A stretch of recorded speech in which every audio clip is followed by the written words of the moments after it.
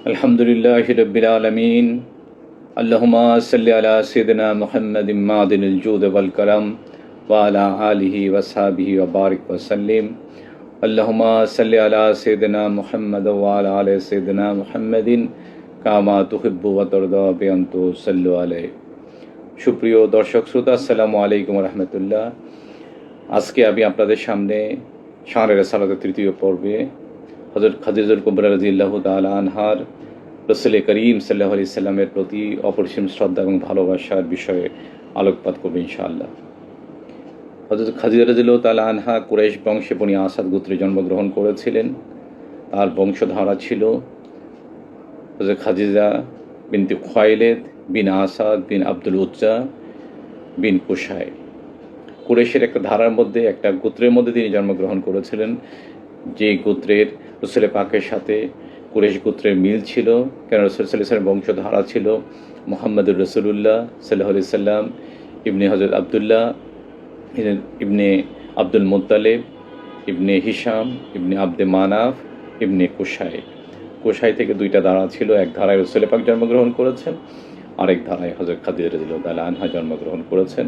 এই জন্য রাসূল পাক সাল্লাল্লাহু আলাইহি সাল্লামকে তিনি চাচাতো ভাই হিসেবে সম্বোধন করেছিলেন।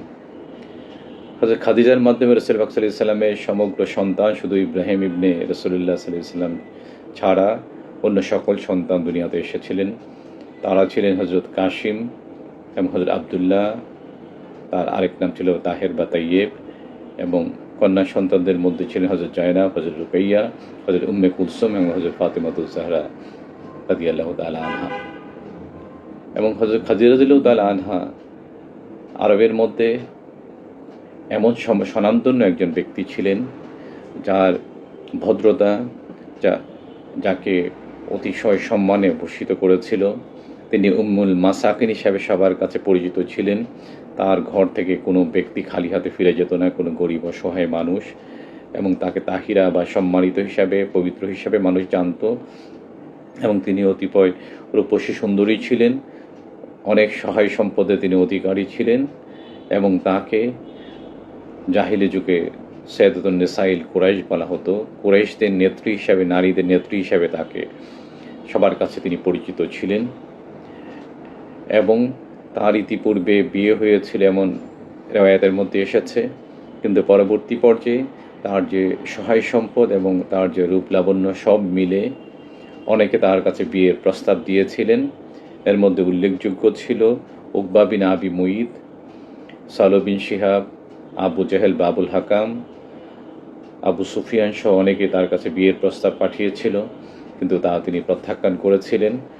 অনেকে ধরে নিয়েছিলেন তিনি আর বিয়ে করবেন না, কিন্তু তার চাচাতো ভাই যিনি বয়োবৃদ্ধ ছিলেন তিনি বলেছেন, তাই তিনি উপযুক্ত পাত্র পাচ্ছেন না বলে তিনি বিয়ে করছেন না।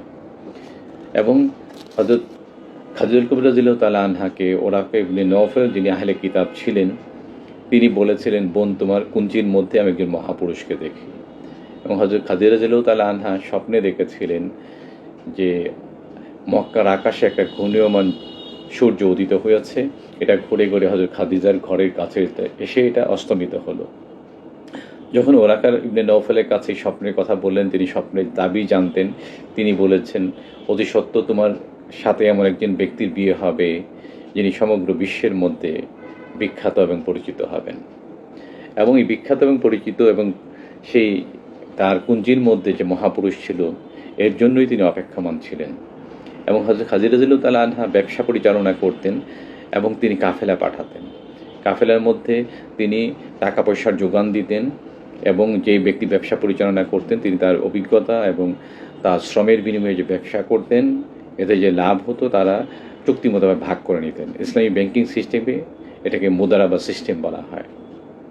রাসূল পাক সাল্লাল্লাহু আলাইহি সাল্লামকে যখন তার আমানতদারি, তার সততা জন্য তিনি কথা শুনেছিলেন এবং তার চরিত্র মাধুর্যে তিনি আকৃষ্ট হয়ে তার চাচার মাধ্যমে ব্যবসার দায়িত্ব নেওয়ার জন্য রাসূল পাককে তিনি অনুরোধ করেছিলেন। নবী পাক সাল্লাল্লাহু আলাইহি সাল্লাম যখন ব্যবসার দায়িত্ব নেন তখন সমগ্র গ্রীষ্মকাল ছিল। আল্লাহ পাক কোরআনে পাকের মধ্যে বলেছেন, বিসমিল্লাহির রহমানির রহিম, লিইলাফি কুরাইশ ইলাফিহিম রিহলাতাশ শিতাই ওয়াস সাইফ। আল্লাহ তাআলা বললেন কুরাইশরা আকৃষ্ট হয়েছে সফরে শীত এবং গ্রীষ্মকালে। শীত এবং গ্রীষ্মে তারা কাফেলা পাঠাতো, শীতকালে ইয়ামেনে এবং গ্রীষ্মকালে সিরিয়ার দিকে তারা কাফেলা পাঠাতো, বিশাল কাফেলা, ব্যবসায়ী কাফেলা। হযরত খাদিজা রাদিয়াল্লাহু আনহা এইবার কাফেলার দায়িত্ব রাসূল পাক সাল্লাল্লাহু আলাইহি ওয়াসাল্লামের কাছে দিলেন এবং নবী পাক সাল্লাল্লাহু আলাইহি ওয়াসাল্লাম সুনিপুণ হাতে এই ব্যবসা পরিচালনা করেছিলেন এবং বিশাল পরিমাণে লাভ হয়েছিল। যিনি চরম সত্যবাদিতার জন্য, তার সুন্দর ব্যবহারের জন্য অনেক লাভ হয়েছিল এবং লাভের যে চুক্তি মোতাবেক যে লাভ পেয়েছিলেন, তিনি তার চাচার হাতে এই টাকা তুলে দিয়েছিলেন। এই কাফেলার সাথে হযরত খাদিজা রাদিয়াল্লাহু তাআলা আনহা রাসূল পাক সম্পর্কে জানতেন এবং মায়সারাকে তার সাথে দিয়েছিলেন। কেননা রাসূল পাক যখন হযরত খাদিজার সাথে দেখা করতে গেলেন ব্যবসায়ী দায়িত্ব নেওয়ার জন্য, নবী পাক সাল্লাল্লাহু আলাইহি ওয়াসাল্লাম অনিপুণ সৌন্দর্য এবং তার চরিত্র মাধুর্য, সত্যবাদিতায় তিনি আকৃষ্ট হয়েছিলেন আল্লাহর পক্ষ থেকে। এবং তিনি দেখেছিলেন যে হযরত খাদিজার দিকে রাসূল পাক চোখ তুলে তাকাননি। এটা তাকে অনেক বেশি আকৃষ্ট করেছিল। তার শালীনতা এবং ভদ্রতা দেখে তিনি অতিশয় আনন্দিত হয়েছিলেন। এই জন্য মায়সারাকে যখন তার একজন দাস ছিল, তাকে রাসূল পাকের সাথে কাফেলায় পাঠালেন।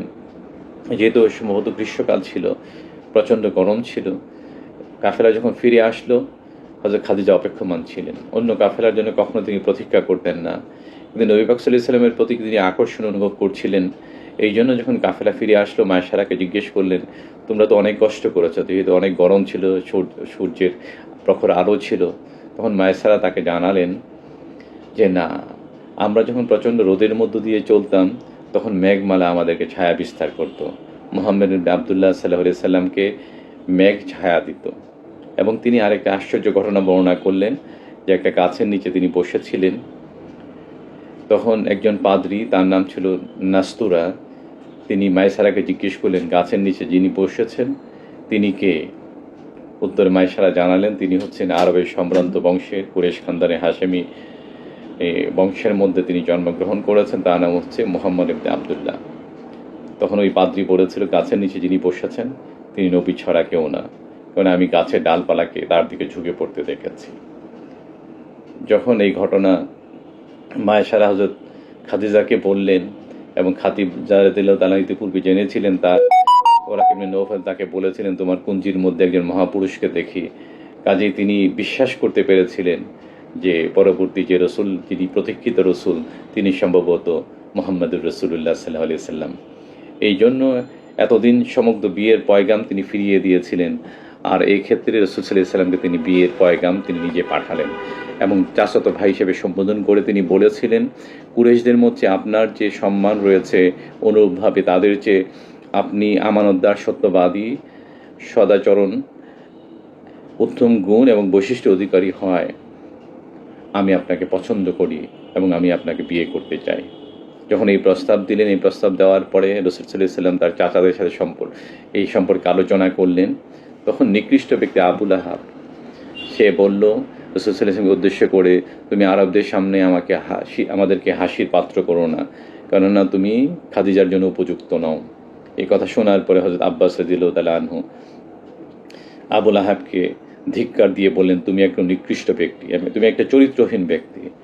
আমার ভ্রাতুষ্পুত্র মুহাম্মদ ইবনে আবদুল্লাহর সামনে তার যে সুদর্শন, তার যে অতি সুন্দর রূপ, তার আমানতদারি এবং তার সুন্দর ব্যবহারের সামনে খাদিজাকে কিভাবে তুমি উৎকৃষ্ট বলছো? সে চুপ হয়ে গেল। পরবর্তী হযরত খাদিজা রাদিয়াল্লাহু তাআলা আনহার সাথে রাসূল পাকের যখন শাদী মুবারক হলো, হযরত খাদিজা রাদিয়াল্লাহু তাআলা আনহা প্রথম দিনেই তিনি কি করেছিলেন, তার সহায় সম্পদকে রাসূল পাক সাল্লাল্লাহু আলাইহি ওয়াসাল্লামের কাছে তিনি অর্পণ করেছিলেন এবং অর্পণ করে বলেছিলেন যে আজ থেকে আমি এবং আমার সমগ্র সহায় সম্পদ আপনার কাছে আমি হস্তান্তর করলাম। আপনি সহায় সম্পদ যে কোনো প্রকারে আমি ব্যয় করবেন, এতে আমি কোনো বাধার কারণ হয়ে দাঁড়াবো না। কেননা জাহিলি যুগের মধ্যে অবস্থা ছিল, আপনারা জানেন, আয়ামে জাহিলিয়াতের সময় যুদ্ধ লেগেই থাকতো। এই যুদ্ধের সময় সৈন্যদেরকে ভাড়া করা হতো, গরিব অসহায় মানুষকে ভাড়া করা হতো, কারণ আরবের গোত্রপতিরা টাকার বিনিময়ে তাদেরকে ভাড়া করতো, যেহেতু অন্য কোনো কাজ ছিল না। গরিব মানুষ সেই জন্য অপেক্ষা করত। কিন্তু যখন যুদ্ধে তারা মারা যেত, তাদের পরিবারের পাশে দাঁড়ানোর কেউ ছিল না। রাসূল সাল্লাল্লাহু আলাইহি ওয়াসাল্লাম কিশোর বয়সে, 14-15 বছর বয়সে ফিজার যুদ্ধে তিনি গিয়েছিলেন তার চাচাদের সাথে। তিনি যুদ্ধে অংশগ্রহণ করেননি, কিন্তু তিনি দেখেছিলেন যে অসহায় নারী এবং তার সন্তানরা মৃত লাশের উপরে, অসহায় মানুষগুলোর লাশের উপরে ঝাঁপিয়ে পড়ে কীভাবে কান্নাকাটি করেছিল। রাসূল সাল্লাল্লাহু আলাইহি ওয়াসাল্লাম হযরত খাদিজার সম্পদের মাধ্যমে তিনি কী করলেন, এই অসহায় বিধবা এবং ইয়েতিম মিসকিনদের পাশে দাঁড়িয়েছিলেন।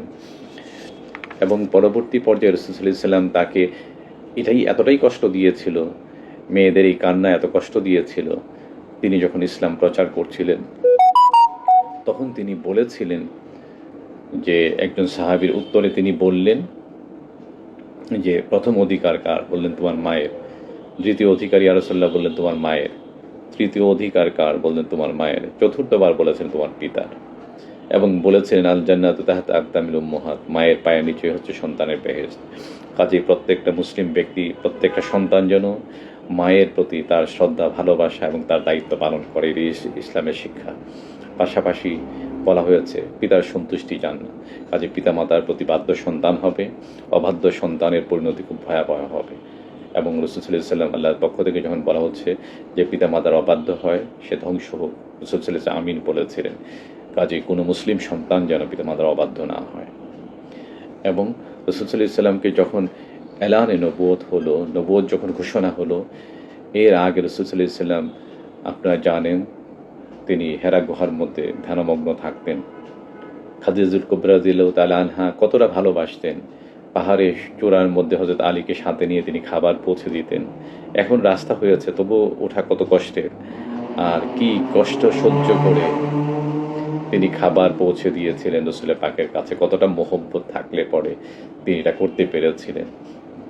এবং যখন এই প্রথম সূরা নাজিল হলো, আল্লাহর পক্ষ থেকে জিবরিল ইসলাম ওহী নিয়ে আসলেন, বিসমিল্লাহির রহমানির রহিম, ইকরা বিসমি রাব্বিকাল্লাযী খালাক, খালাকাল ইনসানা মিন আলাক, ইকরা ওয়া রাব্বুকাল আকরাম, আল্লাযী আল্লামা বিল কলম, আল্লামাল ইনসানা মা লাম ইয়ালাম।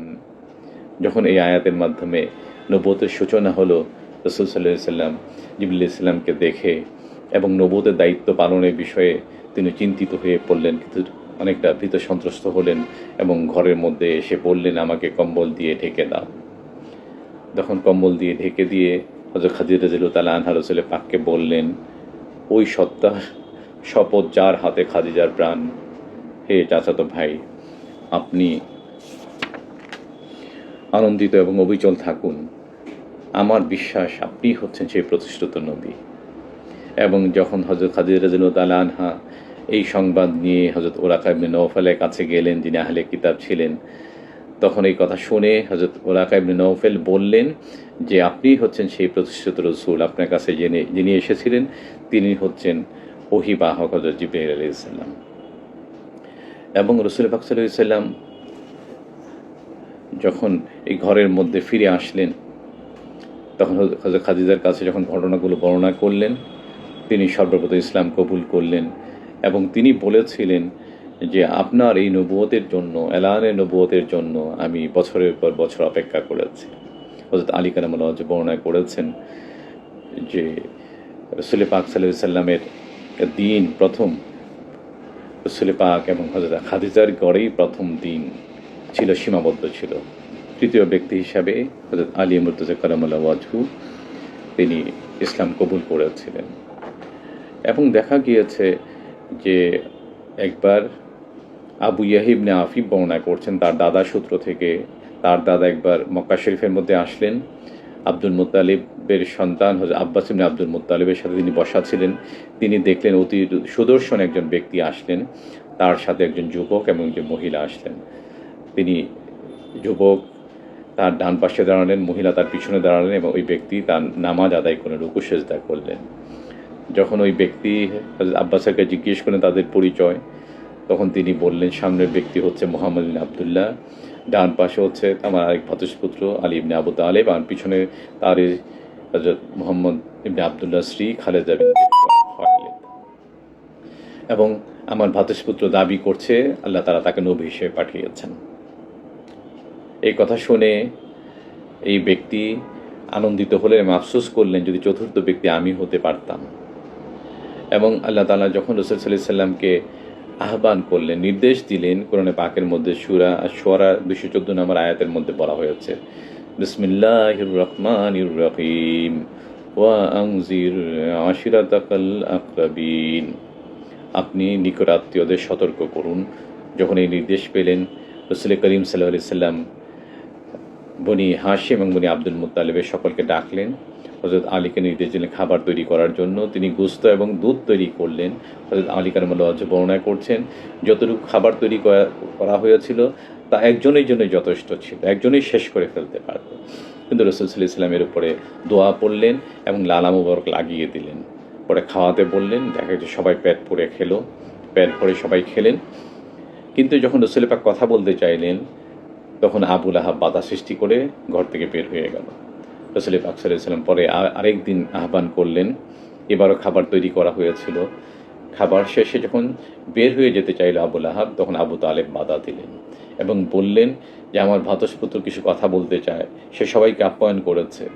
আর কি ব্যক্তি হলে তুমি এত নিকৃষ্ট ব্যক্তি কেন? তার কথা শুনতে তোমার এত আপত্তি কিসের? যখন ধিক্কার দেওয়া হলো আবু লাহাবকে, তখন সে থেমে গেল। রাসূল সাল্লাল্লাহু আলাইহি সাল্লাম তখন বললেন, তাদের সামনে কথা বললেন যে আল্লাহ তাআলা আমাদেরকে আপনাদের সামনে নবী হিসেবে পাঠিয়েছেন। আপনি আমার খানদানের লোক। আপনি যদি ইসলাম কবুল করেন, তাহলে আপনাদেরকে আল্লাহ দুনিয়া এবং আখিরাতে সম্মানিত করবেন। আপনাদের মধ্যে কে আছে যে আমাকে সহযোগিতা করবে, আমার ভাই হবে, আমার ওয়াসি হবে? কেউ যখন দাঁড়ালো না, কেউ যেন তার ডাকে প্রথমে সাড়া দিল না। পরবর্তী পর্যায়ে অনেক ইসলাম কবুল করেছেন। প্রথম যখন আহ্বান করা হলো, তখন হযরত আলী 13 বছর বয়স ছিল, তিনি দাঁড়ালেন। দ্বিতীয়বার আবার আহ্বান করলে হযরত আলী দাঁড়ালেন। তৃতীয়বার যখন আবার আহ্বান করলে হযরত আলী দাঁড়ালেন। রাসূল সাল্লাল্লাহু আলাইহি সাল্লাম অতি সন্তুষ্ট হয়ে তার হাত ধরে বলেছিলেন, আলী ইবনে আবু তালেব হচ্ছে আমার ওয়াসি, আমার ভাই। এবং তিনি বললেন, আমার পরে তার কথা আপনার মেনে চলবেন। এটা নিয়ে যদিও ওই সময় তারা হাসাহাসি করেছিল। পরবর্তী পর্যায়ে যখন হজের সময় আসলো, জাহিলি যুগের মধ্যে হজের যে নিয়ম কানুন ছিল, তারা মূর্তির সামনে তাওয়াফ করত। যখন সাফা এবং মারওয়ার সামনে মানুষ তাওয়াফ করছিল, অনেক লোক ছিল, রাসূল সাল্লাল্লাহু আলাইহি সাল্লাম তাদের সামনে গিয়ে ভাষণ দিলেন। বললেন, আল্লাহ তাআলা তোমাদের সামনে আমাকে নবী হিসেবে পাঠিয়েছেন। তোমরা আমাকে আল্লাহর ওয়াহদানিয়তকে এবং আমাকে নবী হিসেবে মেনে নাও। মুশরিকরা তাকে মানল না। আবু জেহেল বাধা সৃষ্টি করলো এবং রাসূল পাক সাল্লাল্লাহু আলাইহি ওয়াসাল্লামের প্রতি পাথর নিক্ষেপ করলো, যা তার পবিত্র কপালে লেগেছিল। তিনি রক্তাক্ত হয়েছিলেন। রক্ত যখন বেয়ে পড়ছিল, হযরত আলী যখন এটা দেখলেন, দৌড়ে তিনি হযরত খাদিজার কাছে গেলেন। গিয়ে যখন সংবাদ দিলেন, হযরত খাদিজা রাদিয়াল্লাহু তাআলা আনহা কাঁদতে শুরু করলেন এবং তিনি খাবার এবং পানি নিয়ে হযরত আলী সহ দৌড়াতে শুরু করলেন। মানুষের ভিড়ের মধ্যে এসে দাঁড়িয়ে তিনি চিৎকার করে বলেন, ইয়া রাসূলুল্লাহ, আপনি কোথায়? হযরত জিবরিল আলাইহিস সালাম রাসূলের পাকের কাছে এসে বললেন, ইয়া রাসূলুল্লাহ, আল্লাহ তাআলা খাদিজাকে সালাম জানিয়েছেন এবং তাকে সুসংবাদ দিয়েছেন জান্নাতের মধ্যে তার জন্য একটা প্রাসাদ নির্মাণ করা হয়েছে, যা শুধুমাত্র আলোয় আলোকিত হবে, জ্যোতিতে আলোকিত থাকবে। রাসূল সাল্লাল্লাহু আলাইহি ওয়াসাল্লাম দ্রুত হযরত খাদিজার কাছে আসলেন এবং তিনি যখন ঘরে ফিরে আসলেন, কাফের মুশরিকরা তার পিছনে এসেছিল এবং তার প্রতি পাথর নিক্ষেপ করছিল। হযরত খাদিজা ঢাল হয়ে দাঁড়িয়ে গেলেন।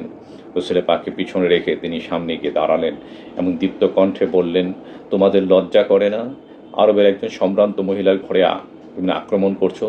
তোমাদের এত নিকৃষ্ট কেন? তোমাদের লজ্জা করে না? যখন তার ধীর এবং দীপ্ত কণ্ঠ তারা শুনল, তারা লজ্জায় পালিয়ে গেল। রাসূল সাল্লাল্লাহু আলাইহি ওয়াসাল্লাম খাদিজাকে নিয়ে ঘরে গেলেন এবং তিনি বললেন, আল্লাহ তাআলা তোমাকে সালাম জানিয়েছে এবং তোমাকে এমন প্রাসাদ আল্লাহ তাআলা নির্ধারণ করেছেন জান্নাতের মধ্যে, যার যে ঘরের মধ্যে জ্যোতিতে আলোকিত থাকবে, নূরে আলোকিত থাকবে।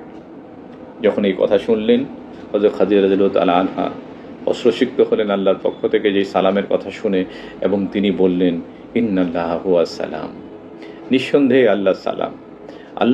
আল্লাহর পক্ষ থেকে সালামের স্রষ্টা তো তিনিই সালাম, আল্লাহ নিজেই সালাম। ওয়া মিনহুস সালাম, এবং শান্তি সালাম তো তার পক্ষ থেকে।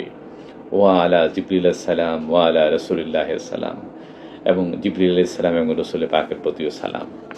এইভাবে তিনি আল্লাহ তাআলার এর সালামের তিনি জবাবে এটা বলেছিলেন, বিনয় প্রকাশ করেছিলেন এবং অশ্রুসিক্ত হয়েছিলেন। এবং রাসূল সাল্লাল্লাহু আলাইহি ওয়াসাল্লাম বলেছেন যে হযরত খাদিজা রাদিয়াল্লাহু তাআলা আনহার সহায় সম্পদ ইসলামের জন্য তিনি এত পরিমাণে ব্যয় করেছেন। তিনি বলছেন, খাদিজার সম্পদ দ্বারা যতটা আমি উপকৃত হয়েছি, অন্য কারো সম্পদ দ্বারা আমি ততটা উপকার হইনি। এবং তাকে যখন বয়কট করা হয়েছিল, আপনারা জানেন, শেবে আবু তালেবের মধ্যে 3 বছর রাসূল পাক সাল্লাল্লাহু আলাইহি ওয়াসাল্লামের যাতে যারা সম্পর্কিত ছিলেন সবাইকে বয়কট করা হয়েছিল। বনি হাশেম, বনি আব্দুল মুত্তালিবের অপর সদস্যরা রাসূল পাকের সাথে শেবে আবু তালেবের মধ্যে গিরিগুহার মধ্যে অবস্থান করেছিলেন। হযরত খাদিজা রাদিয়াল্লাহু তাআলা আনহা তিনি প্রাসাদের মধ্যে অবস্থান করতেন, যেই প্রাসাদ অতি মূল্যবান পাথর দিয়ে তৈরি করা ছিল। আজকে ইসলামের জন্য তিনি কি করলেন, এই প্রাসাদ ছেড়ে তিনি গিরিগুহার মধ্যে তাঁবুর মধ্যে অবস্থান করছিলেন। এবং কুরাইশরা যখন বয়কট করেছিল, খাবার, তার সাথে সামাজিক লেনদেন এবং বৈবাহিক লেনদেন সমগ্র নিষিদ্ধ ছিল চুক্তি মোতাবেক, চুক্তি কাভাঘরের মধ্যে টাঙিয়ে দেওয়া হয়েছিল। তখন খাবারের অভাবে মানুষের মধ্যে এত কষ্ট হয়েছিল, তারা গাছের লতা পাতা এবং গাছের ছাল এবং চামড়া সিদ্ধ করে খেয়েছিলেন। খাবার অভাবে শিশুরা কাঁদত, এ কান্নার রোল আকাশে বাতাসে ছড়িয়ে পড়তো, কিন্তু কুরাইশদের, কাফেরদের দয়ের মধ্যে দয়ার উদ্রেক হতো না। তখন হযরত খাদিজা রাদিয়াল্লাহু তাআলা আনহার সহায় সম্পদ থেকে অতি চড়া দামে হযরত আলী দূর থেকে খাবার কিনে নিয়ে আসতেন। এইভাবেই খাদ্যদ্রব্য কেনার জন্য হযরত খাদিজা রাদিয়াল্লাহু তাআলা আনহার সহায় সম্পদকে ইসলামের জন্য উৎসর্গ করে দেওয়া হয়েছিল। এবং দেখা গিয়েছে যে রাসূল পাক সাল্লাল্লাহু আলাইহি ওয়াসাল্লামকে যখন হযরত খাদিজার কথা স্মরণ করে তিনি কাঁদতেন, অশ্রুসিক্ত হতেন, তখন হযরত উম্মে সালমা বর্ণনা করেছেন এবং হযরত আয়েশা রাদিয়াল্লাহু তাআলা আনহা থেকে বর্ণিত আছে। হযরত আয়েশা বললেন, ইয়া রাসূলুল্লাহ, আল্লাহ তাআলা তো আপনার চেয়ে, হযরত খাদিজা একজন প্রৌঢ়া মহিলা ছিলেন, তার চেয়ে উৎকৃষ্ট স্ত্রী আল্লাহ আপনাকে দান করেছেন। রাসূল সাল্লাল্লাহু আলাইহি ওয়াসাল্লাম অশ্রুসিক্ত হলেন, তার চেহারার মধ্যে রাগের প্রকাশ পেল, তার চেহারা পরিবর্তন হয়ে গিয়েছিল এবং বলেছিলেন, হে আয়েশা, না, খাদিজার চেয়ে উত্তম স্ত্রী আল্লাহ আমাকে দান করেননি। যখন খাদিজা সকলে যখন আমাকে মিথ্যা প্রতিপন্ন করেছিল, তখন সে আমাকে সত্যবাদী বলতো, আমাকে দিনের কাজে সহযোগিতা করেছিল এবং তার সম্পদ দ্বারা আমাকে সাহায্য করেছিল। এবং আল্লাহ তাআলা আমাকে নির্দেশ দিয়েছেন তাকে যেন আমি বেহেশতের প্রাসাদের সুসংবাদ দেই, এবং তার মাধ্যমে আল্লাহ তাআলা আমার সন্তানকে, আল্লাহর সন্তান আমাকে তার মাধ্যমে দান করেছেন। এই কথা শুনে হযরত আয়েশা রাদিয়াল্লাহু তাআলা আনহা চুপ হয়ে গিয়েছিলেন। এবং আমরা জানি হযরত খাদিজা রাদিয়াল্লাহু তাআলা আনহার এমন বরকতময় জীবন ছিল, রাসূল পাকের প্রতি এমন ভালোবাসা ছিল যে একবার রাসূল পাক সাল্লাল্লাহু আলাইহি ওয়াসাল্লাম সফরে যাচ্ছেন, হযরত খাদিজা জিজ্ঞেস করেন, ইয়া রাসূলুল্লাহ, কয়দিনের জন্য যাবেন? একটা নির্দিষ্ট সময়ের জন্য গিয়েছিলেন। তিনি প্রাসাদের দরজার মধ্যে দাঁড়িয়ে রাসূল পাককে বিদায় দিলেন। এবং দেখা গেল যখন রাসূল পাক সাল্লাল্লাহু আলাইহি ওয়াসাল্লাম সফর থেকে ফিরে আসলেন, যে তিনি যেভাবে দাঁড়িয়ে রাসূল পাককে বিদায় দিয়েছিলেন, ফিরে এসেও দেখলেন হযরত খাদিজা এইভাবে দাঁড়িয়ে আছেন। তাহলে কি পরিমাণ মহব্বত, ভালোবাসা, রাসূল পাকের প্রতি শ্রদ্ধা ছিল যে কয়েকদিন তিনি কোনো বিশ্রাম না করে রাসূল পাকের জন্য দাঁড়িয়েছিলেন, অপেক্ষমান ছিলেন। এই খাদিজা কুবরা রাদিয়াল্লাহু তাআলা আনহা যখন শেবে আবু তালেবের মধ্যে, কষ্টের মধ্যে থেকে তিনি দুর্বল হয়ে পড়েছিলেন, এবং যখন বিদায়ের সময় তার শেষ বয়স 65 বছর বয়সে দুনিয়া থেকে তিনি বিদায় নিয়েছিলেন, এবং বিদায়ের সময় তিনি বলেছিলেন, রাসূল পাক সাল্লাল্লাহু আলাইহি ওয়াসাল্লামের কাছে ক্ষমা প্রার্থনা করলেন এবং তিনি বললেন, হে রাসূল সাল্লাল্লাহু আলাইহি ওয়াসাল্লাম, আমি আপনার দিকে যথেষ্ট খেয়াল করতে পারিনি, আমাকে ক্ষমা করবেন, আমি আমার দায়িত্ব পালন করতে পারিনি, আমি আল্লাহ এবং আল্লাহ রাসূলের সন্তুষ্টি চাই। রাসূল সাল্লাল্লাহু আলাইহি ওয়াসাল্লাম অশ্রুসিক্ত হলেন। তার বিনয়ে তিনি এতটাই আবেগ আপ্লুত হয়েছিলেন, তিনি আল্লাহ তাআলার পক্ষ থেকে সুসংবাদ দিলেন, বললেন, হে খাদিজা, আল্লাহ তাআলা যে শ্রেষ্ঠ 4 জন রমণীর মধ্যে ঘোষণা দিয়েছেন, তার মধ্যে তুমি একজন, জান্নাতি নারীদের শ্রেষ্ঠ 4 জন নারীর মধ্যে তুমি একজন। একবার যখন শেষ বিদায়ের সময় তিনি অশ্রুসিক্ত হচ্ছিলেন, তার চোখ দিয়ে পানি গড়িয়ে পড়ছিল, তখন হযরত আসমা বিনতে উমাইস রাদিয়াল্লাহু তাআলা আনহা জিজ্ঞেস করলেন, উম্মুল মুমিনিন, আপনি কাঁদছেন কেন? তখন তিনি বললেন, প্রত্যেক মেয়ের বিয়ের সময় তার মা উপস্থিত থাকে, তাকে সাজিয়ে দেয়, আমার মেয়ে ফাতেমার বিয়ের সময় আমি উপস্থিত থাকতে পারবো না। এই কথা স্মরণ করে যখন তার অশ্রুসিক্ত হচ্ছিলেন, হযরত আসমা বিনতে উমাইস রাদিয়াল্লাহু তাআলা আনহা তিনিও কাঁদলেন এবং তিনি ওয়াদা করলেন, যখন হযরত ফাতেমা স্বামীর ঘরে যাবেন, আমি তাকে সাজিয়ে দেব এবং তার সাথে আমি আপনার দায়িত্ব আমি পালন করার চেষ্টা করব। এবং যখন তিনি মৃত্যুসজ্জার মধ্যে ছিলেন, দেখা গিয়েছে রাসূল সাল্লাল্লাহু আলাইহি ওয়াসাল্লাম কে লজ্জা পাচ্ছিলেন হযরত খাতুনে জান্নাত ফাতেমাতুজ জাহরা সালামুল্লাহ আলাইহার মাধ্যমে বললেন, তোমার আব্বাকে বলো যে চাদর তিনি গায়ে দিয়ে নবুয়তের এলান হয়েছিল, ঘোষণা হয়েছিল, আমার দাফনের সময় যেন এই কাপড় দিয়ে জড়িয়ে আমাকে তিনি দাফন করেন। রাসূল সাল্লাল্লাহু আলাইহি ওয়াসাল্লামকে যখন জানানো হলো তিনি রাজি হলেন। জিবরিল আলাইহিস সালাম আসলেন, এসে বললেন, ইয়া রাসূলুল্লাহ, আল্লাহ তাআলা জান্নাত থেকে এই জান্নাত কাফনের জন্য এই কাপড় পাঠিয়েছেন, আপনি এই জান্নাতে কাপড় দ্বারা তাকে দাফন করবেন। তিনি যখন ইন্তেকাল করলেন, ইন্তেকাল করার সময় রাসূল সাল্লাল্লাহু আলাইহি ওয়াসাল্লাম অশ্রুসিক্ত হয়েছিলেন। এটাকে শোকের বছর বলে, ওই বয়সে ওই বছর হযরত খাদিজা হযরত আবু তালেব ইন্তেকাল করেছিলেন। এই বছরটাই পুরো বছর রাসূলের পাক শোকের বছর ছিল। তিনি হযরত খাদিজার কবরের মধ্যে নেমেছিলেন, কবরের মধ্যে তিনি শুয়েছিলেন এবং দেখা গিয়েছে হযরত খাদিজা রাদিয়াল্লাহু তাআলা আনহা তিনি রাসূলের পাকে হাত রেখে একবার বলেছিলেন, ইয়া রাসূলুল্লাহ, আপনি আমার কাছে সাথে ওয়াদা করেন যে আমার কবরে যখন সওয়াল করতে মুনকার নাকির আসবে তখন এর সওয়াল জবাব আপনি দিয়ে দিবেন। রাসূল সাল্লাল্লাহু আলাইহি ওয়াসাল্লাম তার প্রত্যুত্তরে বললেন, ঠিক আছে। যখন তাকে দাফন করা হলো তখনও জানাজার বিধান চালু হয়নি। তাকে দাফন করে সাহাবীরা যখন বললেন, ইয়া রাসূলুল্লাহ, বাড়িতে চলেন, বললেন, তোমরা যাও, আমি অপেক্ষা করব।